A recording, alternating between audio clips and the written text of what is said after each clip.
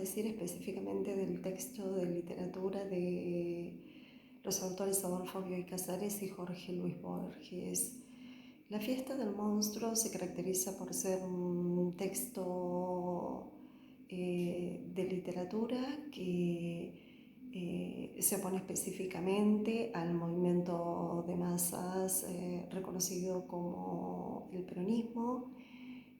una oposición acérrima, y se caracteriza por describir un odio unidimensional específicamente, metaforizado, sí, parodiado, caricaturizado desde el punto de vista de la literatura, pero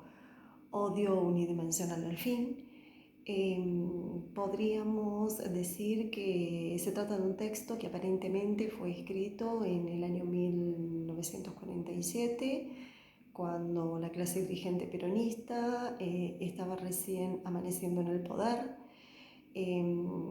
Podríamos poder citar específicamente las palabras del periodista Juan Díaz, en el que describe específicamente que la unión de los dos autores, bajo el nombre ficcional del autor Domenech, sí, ha sido una manera de escritura embestida animalmente contra la figura partidaria y política vigente del momento, y que mucho más allá de una profundización conceptual opuesta hacia este movimiento de masas o partido político, se caracteriza, valga la redundancia, en un odio unidimensional y xenofóbico frente a la postura o premisas políticas, sociales y económicas propias de este movimiento de masa. Podríamos decir que la historia va a ser contada específicamente en primera persona por la voz de un militante, al quien la figura narrativa o la voz de los autores los describe como partidario específicamente de la postura de dandy ilustrativa de la época. Decide seguir y ponerse específicamente en los huesos y en la postura, y dirigirse específicamente a Plaza de Mayo para poder escuchar la situación de comunicación del monstruo. Así va a describir específicamente a la figura del general Juan Domingo Perón, desde un modo, lo vuelvo a decir, caricaturesco, metafórico, de odio unidimensional, que en algún momento también el propio Adolfo Bioy Casares lo concibió como que se caracterizaba por un odio extremo que fueron capaces de sentir estos dos escritores literatos hacia este movimiento popular, y que el texto de literatura fue el nexo o el puente o el nexo fundamental para el medio catártico necesario de estos intelectuales a la hora de poder describir a esta postura o este movimiento social de masas. Comienza específicamente con la descripción de un viaje que tiene que realizar esta figura militante peronista, acompañada específicamente por un grupo de trabajadores encarnados en la figura del inmigrante, ¿sí? Y de las clases populares provenientes de las villas de emergencia, como La Luz, Villa Fiorito, etc. Y cómo este grupo de trabajadores son descritos de manera caricaturesca como una clase inferior, es decir, como una clase no sujeta a los derechos que se concebían específicamente, valga la redundancia, en un Estado de Derecho, desde una condición inferiorizada a la condición específicamente de la clase pudiente, conservadora y oligárquica, ¿sí? Que se contrapone a las ideas de este movimiento social y popular, y describe específicamente a sus personajes como ridículos, marginales,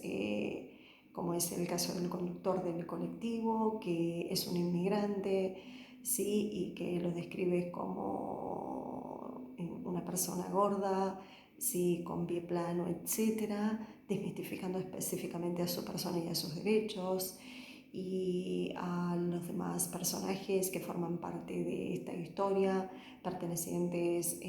a la clase inmigrante italianos, todos transpirados, no muy intelectuales, ¿sí? Y de piel no muy clara, sí, una clara referencia xenofóbica específicamente a la condición del inmigrante como condición poblacional vigente y formativa del Estado Nacional. Y específicamente cómo en algún momento dentro de esta situación de viaje se puede ver específicamente la oposición entre lo que es civilización y barbarie, es decir, una profundidad conceptual que fue vista en el poema conjetural de Borges y que fue tratado en otros textos de literatura, no tanto del lado de Adolfo Bioy Casares, pero sí de Jorge Luis Borges, pero que fueron tratados y manifestados desde el punto de vista de la literatura con profundidad conceptual y no odio unidimensional como este texto particular, que lo diferencia y que lo sobresalta por el resto de los demás, y que, como se dijo habitualmente, fue publicado en el año 1947. Podría decirse específicamente que este odio describe a la parte del sur como la no civilizada, la marginal, y la parte específicamente más pudiente, la clase oligárquica, la clase a la que pertenecen los propios escritores, como formativos específicamente y muy singular y parecido a cómo se observaban y las diferentes metáforas y descripciones que aparecen del lugar de las plazas tipo de muy parecidas a París, pero en Sudamérica, y bueno, todo tan perfecto y en consonancia con la clase oligárquica y cómo esta clase sur, venida menos, sin derechos y no estando a la altura y a nivel de las circunstancias, según la perspectiva de estos autores, cómo se posicionan específicamente en estas avenidas tan finas y en estas plazas tan finas, y cómo este grupo de personas termina de alguna manera destruyendo esa bella imagen que es la imagen de la ciudad de Buenos Aires específicamente. Un tema que de alguna manera va a tener como una base canónica fundamental el texto realista del Matadero de Esteban Echeverría, porque si uno quiere poder establecer una consonancia directa en comparaciones entre un texto de literatura y el otro,